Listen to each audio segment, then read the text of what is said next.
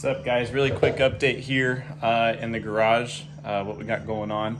Primarily, the last couple weeks I've been working on the XR350, getting that back together. Got new bearings up here. The forks are ready to get mounted back up. I did a full rebuild on them. New bars, everything's repainted, repowder coated. This is all looking really good. Been doing lots of bearings and stuff like that, and replacing lots of hardware. Got some small parts here going in, got a big box down here of parts, and a lot of stuff on the way still for this bike, which is really, really fun. Let's see, on the MG, what we got going on. I got one question for you guys you can help me with up here. We'll get to that in a minute. We've been driving the car quite a bit. It's been doing really, really awesome, just turnkey, reliable. Number one thing you guys can help me with. The thing cold starts phenomenally. No choke needed. You just hit the key and bam, it just starts right away. Super nice. However, when the engine's warm and you shut it off and let it sit a couple minutes, it seems to flood by itself. So I crank, and then I just start. Let me start over. The best way to start this thing is you turn the key on, of course, no choke when it's hot. Start cranking, and then after a few seconds just start barely tapping the gas, and then it'll fire up, but it sure seems rich.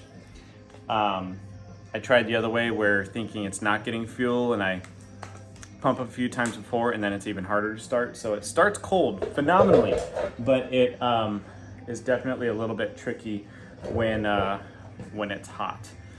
So anyway, any insight on that would be awesome if you guys had it. And also the level of the coolant in the radiator, I need to figure out.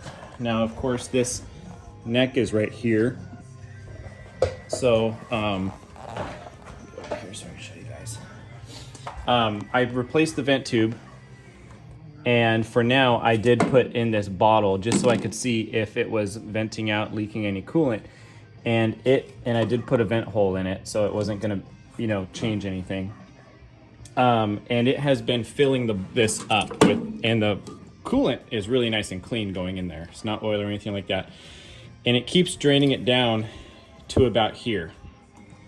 Like right now, it just spits it all in there. I fill it up to the neck and it spits it all in there. So the holes up here, I have the coolant below that, just right to the top of this line here.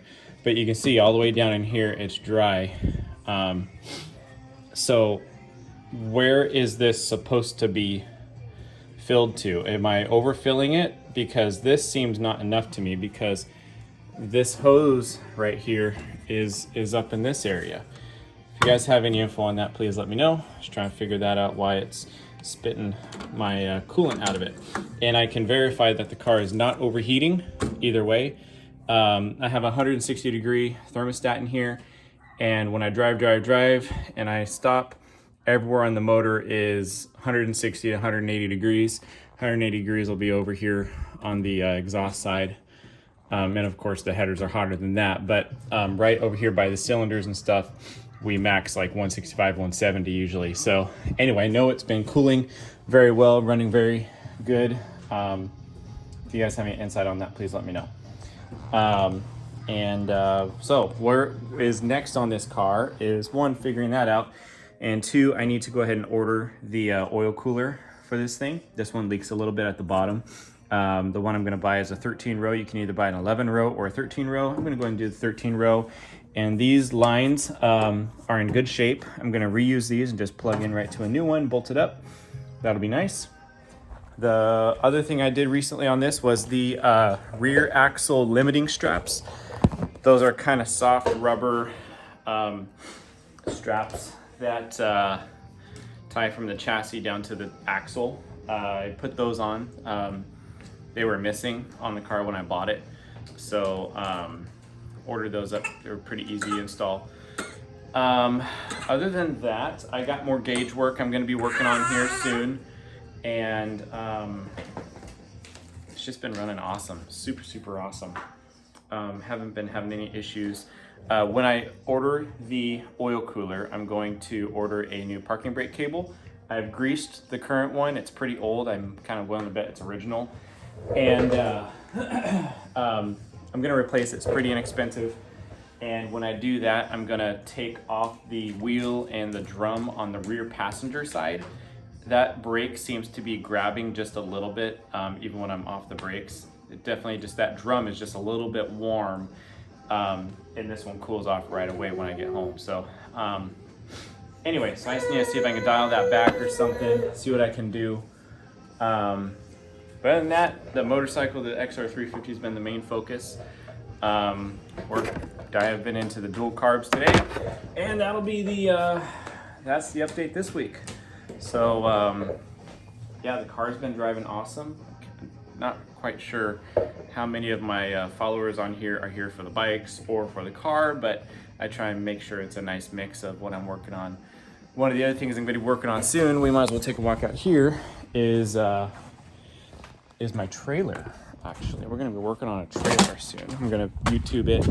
So this is my 5x8 utility trailer, and the plan with this is I'm going to rebuild the sides on it, and then I'm going to put a soft topper, Best Top brand soft topper, or super topper they're called. It's like a vinyl canopy that you can fold down.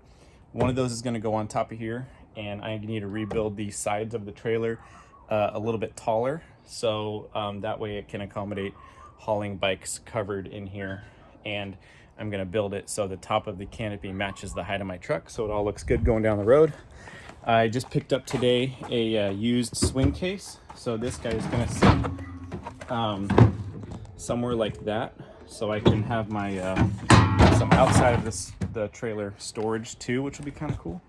So anyway, rebuilding sides on this thing. The trailer's from 2005, so it's not very old. So it'd be really nice to kind of purpose build it for hauling bikes and stuff. That'll be fun. So anyway, gonna be working on that here pretty soon. So anyway, that's the let's go out to my Colorado here. I'll show you my canopy I'm talking about. I'm gonna get one just like what I have on my truck. I had one on my old truck, I put one on this truck, and I love these things. So right here is the Best Top Super Top. It's gonna be one of these going on the trailer. So anyway, that's the plan. That's where we're going. That's what we're doing this week. Not all of that this week, but that's where we're at this week. So thanks guys for following. Let me know you guys' thoughts on the carburetor and the cooling system on the MG. Really appreciate your input. Appreciate you guys. Thank you.